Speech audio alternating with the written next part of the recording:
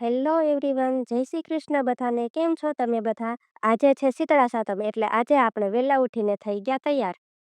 હું નાહી ધોઈને બહાર આવી ત્યાં મમ્મીએ આ ડીશ તૈયાર કરી રાખી હતી.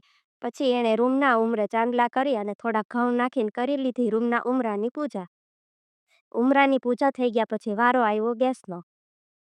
ગેસનું એક નાનું બર્નર કાઢીને ત્યાં પણ કરી દીધા ચાંદલા એટલે આજે આ બર્નરને રજા.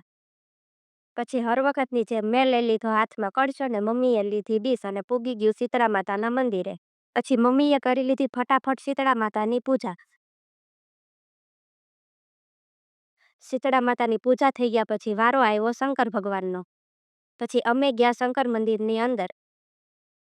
ત્યાં જઈને વગાડ્યો ધડામ દઈને ટંકોરો ને અમે પુરાવી લીધી હાજરી. પછી ગયા મંદિરની અંદર અને કરી લીધી ભગવાનની પૂજા. પછી શંકર મંદિરે દર્શન કરીને અમે આવી ગયા બહાર. પછી અડધો પ્રસાદ મૂકી દીધો મંદિરે અને અમે આવતા રહ્યા ફટાફટ ઘરે. ઘરે આવીને પકડી લીધો મેં મારો ફેવરિટ ચા દૂધનો વાટકો. ચા દૂધ પીને પકડી લીધી સાવરણી અને કરી નાખ્યું ફટાફટ ઘરનું બધું કામ.